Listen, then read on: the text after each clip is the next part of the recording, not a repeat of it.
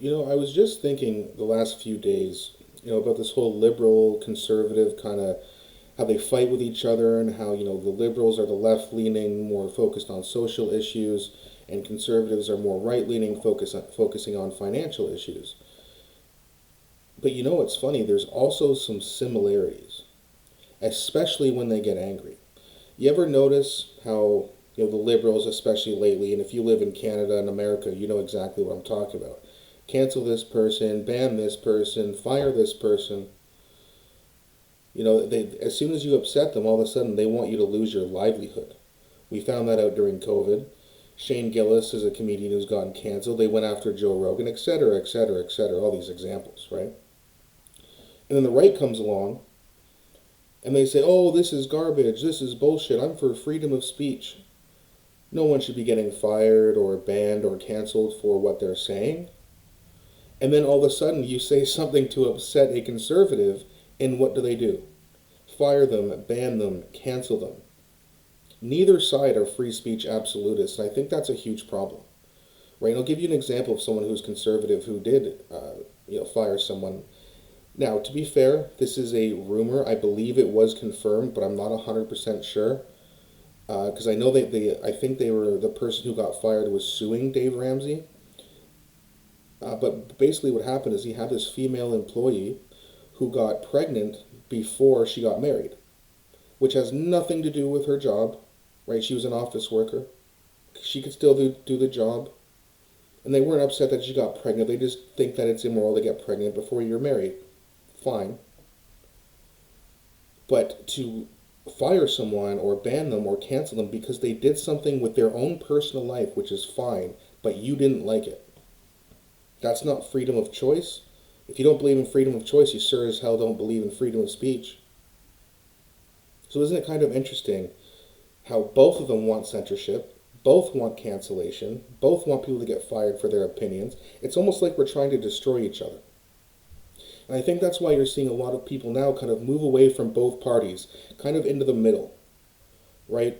Screw the right, screw the left. They're both garbage parties.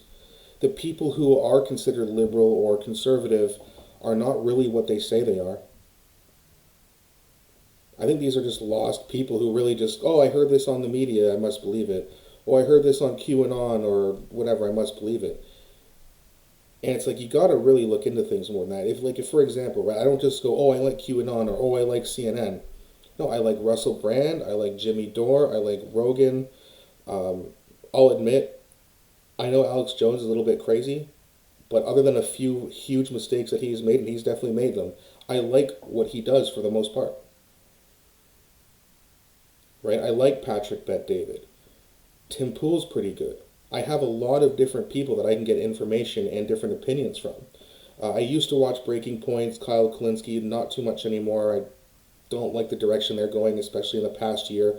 Ever since the midterm elections, I've kind of backed off from them just because they seem to be, let's just say, much more in favor of the Democratic Party ever since they became friends with Marianne Williamson, who is now running as for president as a Democratic nominee. So I don't know if she's kind of influenced them or what, but I'm not too much of a fan anymore.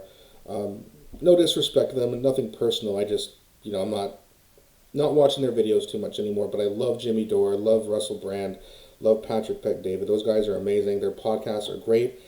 If for somehow you do not know who these people are, go on YouTube, check them out. Great shows. They post very often. They have shows almost every day. It's great stuff. Jimmy Dore's a liberal. Patrick Bet David's a conservative. But Patrick Bet David is not a staunch conservative. I disagree with him sometimes. I disagree with Jimmy Dore. Well, actually, I don't. I can't think of an example where I do disagree with Jimmy Dore. I'm sure there's something. But he's probably the best political commentator out there. Right? If you're not familiar with him, he used to work for the Young Turks. They had a falling out, and he went on his own, and he's been doing very, very well since. So these are the kind of people that, if you're moved away from the conservatives or the liberals, and if you have any common sense, you probably have. These are the people you can listen to and kind of go, oh, something I have in common with. All these policies, the lockdowns, and the political corruption and financial corruption. He calls all that out, and it's like, finally, he's someone who just covers this all the time, and he is very accurate with his information. Plus, he's a comedian, so he makes it entertaining as well.